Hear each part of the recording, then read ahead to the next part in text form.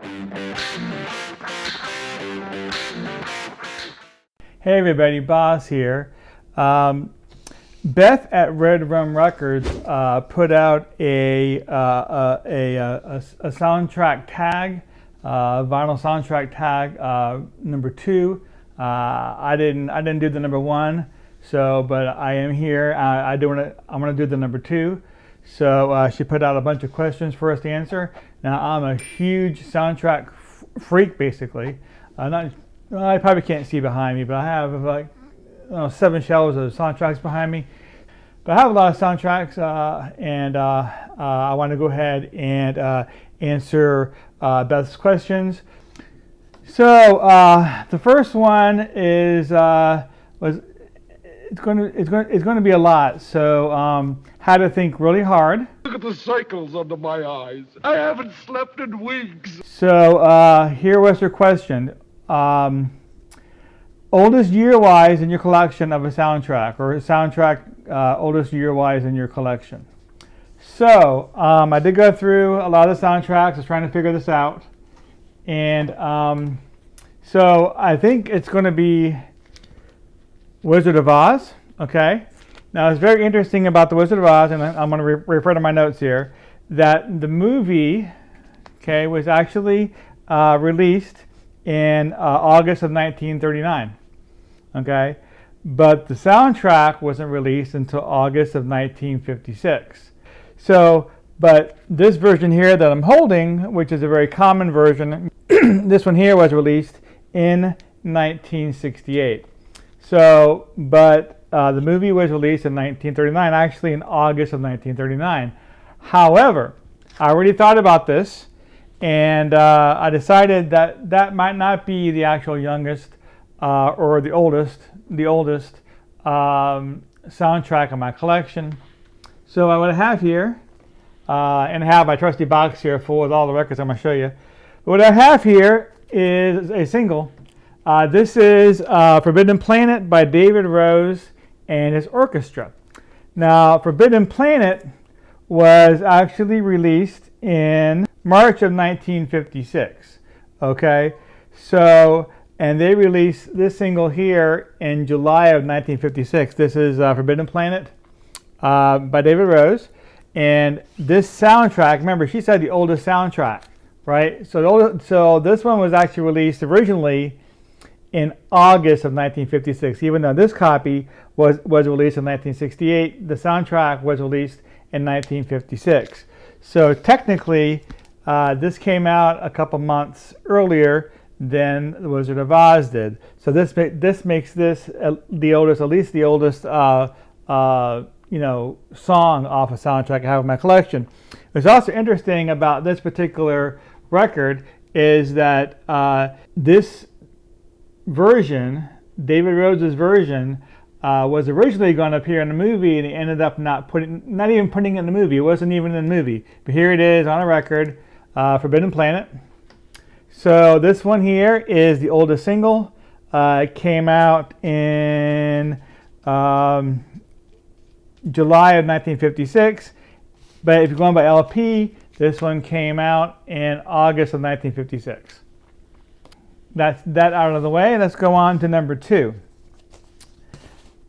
All right, soundtrack that needs a first-time vinyl release or re-release. Now, I don't have this in my collection, so I'm going to have to show you some pictures here, okay? But I'm a huge fan of Bill and Ted. Bill and Ted's Adventure, Bill and Ted's Bogus Journey, and Bill and Ted Face the Music. By the way, Face the Music is available for pre-order right now. I just pre-ordered it on Amazon. I'm sure it's available other places, but get your pre-order in, all right? So, they definitely need a re-release of A Bogus Journey. Now, Bogus Journey was released in an LP already once before I believe only in the UK. So there was never released in the US. Of course, I'm in the US. And but the Bill and Ted's Bogus Journey needs a vinyl release. In the US, a re-release. So please release Bill and Ted's Bogus Journey. All right, so let's move on to number 3. Most valuable soundtrack in your collection. It can be monetarily or it can be sentimental. I'm going to show you one of each. So, I'm going to put it over here where I don't lose all this. Keep things in order. And so this here is Gremlins. This is the Manda release of Gremlins. I'm not sure how much it's going for now. Anywhere between 130, 150, I think. So of course that changes almost daily. So, you know, you might be able to get cheaper right now, but who knows? But this is probably the most expensive soundtrack in my collection. It's a very cool soundtrack. They've done some special things with it. If you put it in the light and turn it, then you see some words that come out that weren't there before. That's because, remember, the Gremlins can't be exposed to bright light. So if you go outside in the sun with this and you take a look at the cover, you're going to get a whole bunch of new messages and stuff that you can't normally see by just in the house. You have to turn it in the light, etc., etc. So, and I'm going to show you quickly just the inside cover, just so you get an idea. It's a pretty cool soundtrack, actually. So, it's also very cool that the inside sleeves and the other one's the same way, although it's got a picture of Gizmo on it. But basically, you remember how Gremlins can't get wet, right? If you take a sponge and you get the sponge damp, right? Not too wet, but get it damp, and you run it over this, it'll show you some new pictures. So it's wet. What's the word? Receptive. It responds to being wet. The way that the Gremlins respond to getting wet. So it's very cool. They put a lot of time, a lot of energy into the soundtrack. It's very cool. And the records themselves are very cool. I'm going to go ahead and show you some pictures here of the different sides of the record.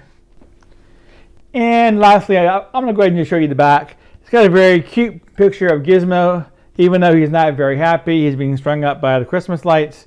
Gremlins is a Christmas movie, by the way.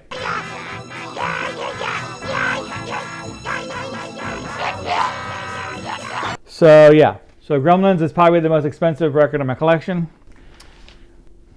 Now, as far as sentimental record goes, so that would be this record here. This is Paint Your Wagon. I believe, you know, I should have checked this before I sat down.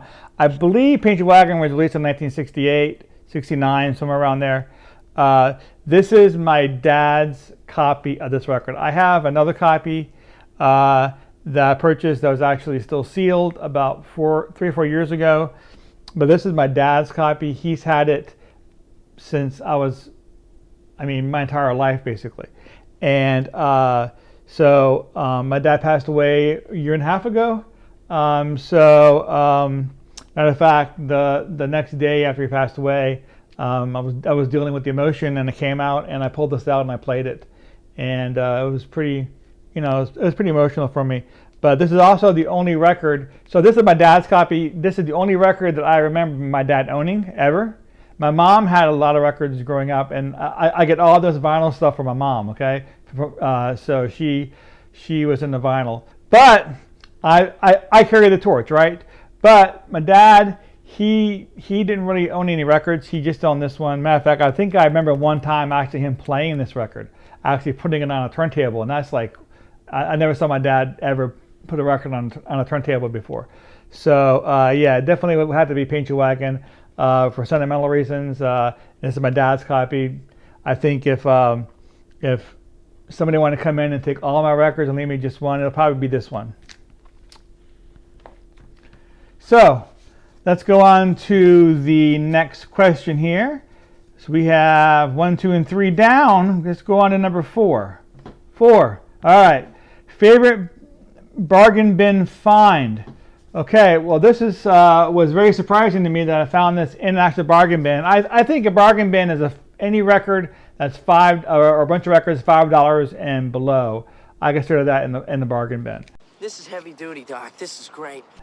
So I went to a record show 3 years ago, I think, and this guy had I don't know how many boxes, maybe 10 boxes of records, but he had every record was $5, every single one. And I spent I don't know how much time just digging through, and I got a good amount of records from him. I couldn't believe I found this one for just $5. And on eBay and Discogs, it's going for a little bit more than $5, I believe. I mean, I think it's going for at least 10, if not 20. And this is an original copy of the record. So, and I took it home and I watched it, played it. It was in mint shape, actually. So I was very surprised, very happy with it. So it had to be Back to the Future. All right, so let's go on to number 5. Favorite color vinyl soundtrack. So I'm a big fan of color vinyl. I have a lot of color vinyl in my collection, as well as color vinyl soundtracks. So it's kind of hard to pick out one favorite, but I thought about it. Maybe if you ask me this question next week, it might be a different soundtrack. But as far as right now, this is the one I picked out. So this would have to be Star Trek Discovery. It is a beautiful, beautiful vinyl. It also sounds really good too.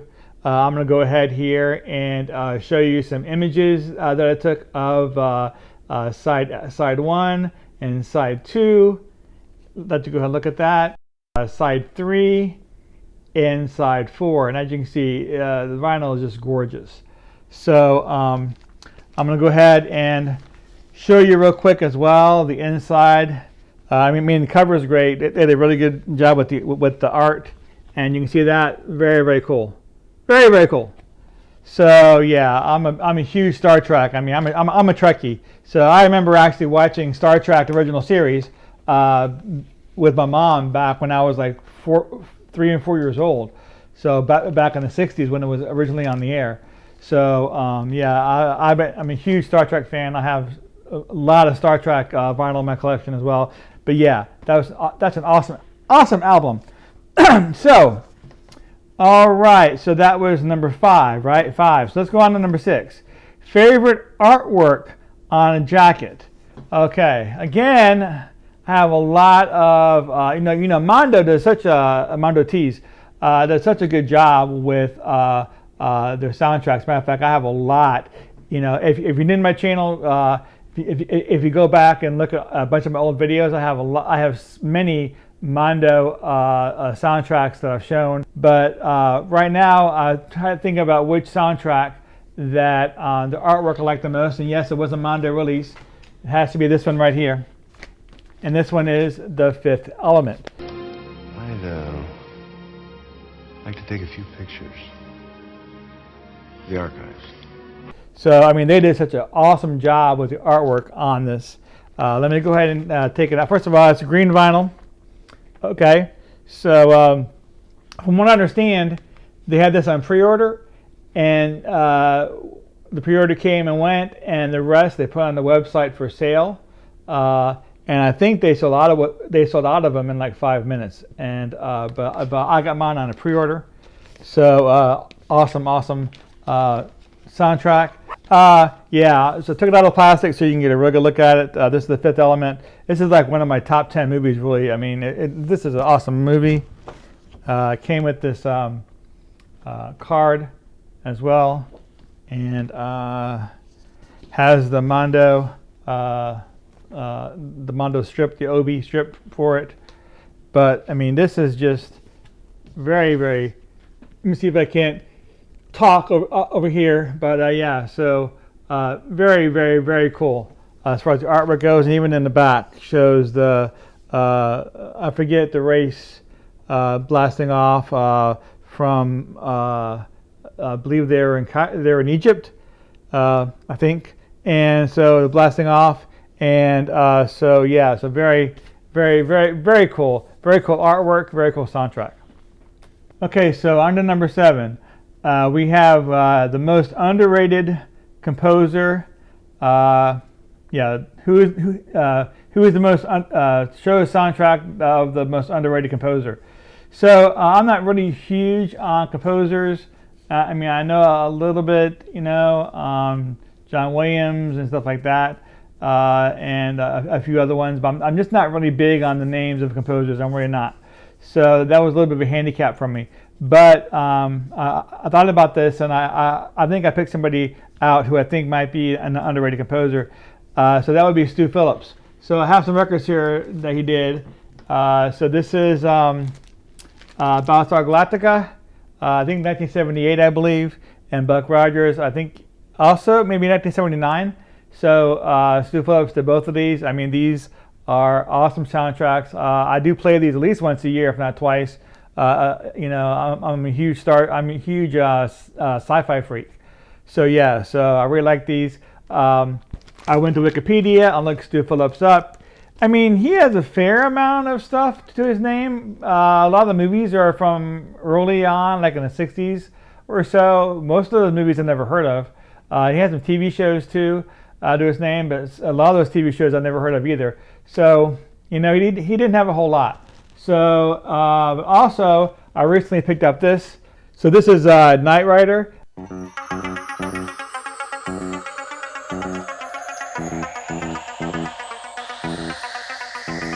A lot of people may not remember that Stu Phillips did Knight Rider. I picked this up about a year ago. I haven't had a chance to open it yet. I've just been so busy. So I mean, I really want to get this open and play it. So, but yeah, it's very cool. But yeah, Stu Phillips did Knight Rider as well. So, but I think that's probably the most underrated composer in my collection. So let's go on. That was number 7. Number 8, favorite song from a soundtrack or score that is your jam. So there's a couple here that could have met this criteria, but I think I went back to my childhood, high school times. This is actually a year after I graduated high school, but I still had friends of mine that were a year or 2 years behind me, and they were still in high school. So I was still living it through them, you know what I mean? But yeah, it had to be Footloose. I mean, just the title cut of Footloose, you know, big jam. You know, here is the single, Kenny Loggins' Footloose. Very cool. I mean, you know, this is one of my favorite songs. So yeah, so definitely my jam would have to be Footloose. So there you go. So let's move on to number 9. 2 different soundtracks that use a different version of the same song. So wow, I really couldn't rack my brain for almost yesterday was when I realized that Beth was having this these questions. And so, you know, I pretty much spent the evening and this morning just thinking about, you know, what this might be. I really couldn't think of anything. You know, I don't know of a song in a soundtrack that was covered by a different band, another song. I'm sure it's been done. But so I'm going to do here. Matter of fact, I'm bringing this a little closer because I'm getting to the end here. So I'll push this back. Hopefully it's not in your way. So, but I went on a different route with this, okay? So bear with me. This is Star Wars. This is the original 1977 soundtrack of Star Wars. I actually saw this in the movie when it came out. Yes, I'm that old. So, great soundtrack. But I have this one here, Patrick Gleason's Star Wars. So, these are selections from the original soundtrack. He redid them. I think this came out in the 80s. So, but if you're familiar with Miko, it's kind of the direction he was taking. Miko is more on the disco side, though. He is more electronic, but it's very similar to Miko kind of stuff. But he really does a good job in his interpretation. Now, the songs are the same names as on this record, so I guess you can say that they are a cover. It's not a soundtrack unto itself because it's selections from Star Wars, but this is the closest that I can come up with. So there you go. So we have, that was number 9, and number 10 is soundtrack that you own that you can easily part with. Well, roughly about 2 years ago or 2.5 years ago, I went to a sidewalk sale at a record store. They were trying to move a bunch of used records, and they had the records actually buy one, get one free. So I bought a bunch of $5 and $7 records, and then I had a bunch of $2 and $3 records, and the ones that were $2 and $3 were free. So this one here was a $2 record. I was actually running out of records to pick. So I just took this one here. This was Angry Birds Go. I mean, you know, I guess it was because it's shiny, right? Shiny things, yeah. But yeah, I mean, I haven't seen any of the Angry Birds movies. I've played Angry Birds on my cell phone. Who hasn't? Although it's been a while. You know, it was a cute cover. So I went and got it, and I played it, and the music isn't terrible. You know, it's a little bit upbeat, and you know, it is what it is. But you know, I could definitely, you know, if somebody walked in my house right now and say, you know, can I have the soundtrack? I say, here, you know, enjoy it. So this is probably the soundtrack I can easily part with. Angry Birds Go. So I'm going to do a bonus here on the end. If you stick around to all this time, hey, thank you. You know, but so one of my favorite movies. As a matter of fact, it's a new favorite. So times already, and that is Live, Die, Repeat. Right. So this is an awesome movie. If you have not seen this movie, Edge of Tomorrow, Live, Die, Repeat, I would definitely recommend you see this movie. It is an awesome movie, and this is the Monday release of it. The soundtrack was amazing. I was watching the movie, and you know, I was concentrating on the music because it really stuck out to me. I'm like, wow, this music is awesome. I'm definitely going to be looking for the soundtrack. So Monday released it. They released it on this blue and black splatter. So it was, you know, it's very gorgeous vinyl. It sounds really good, and I'm going to go ahead and show you the inside of the cover as well. It came with a nice booklet. Mondo does this a lot of times. They put booklets and other information in there. I mean, this is pretty nice. So it has information here on the back about the soundtrack, but this is the inside of the cover. Very cool artwork. So, and that's the back of it, and there you go. That's the front of it. So, I mean, whenever I was digging through my soundtracks, getting soundtracks out for this video, I ran across this, and I do play this about 2 or 3 times a year. So, because that's how much I really like the soundtrack, I figured be a bonus, show it to you. So that was it. That's my my answers for Beth's vinyl soundtrack vinyl tag 2. I want to thank you for joining me today. If you enjoyed the video, go ahead and why not subscribe, right? Go ahead and subscribe and click on the little bell icon so you know when I release new videos. I do want to thank you all for joining me today, and I'll see y'all next time.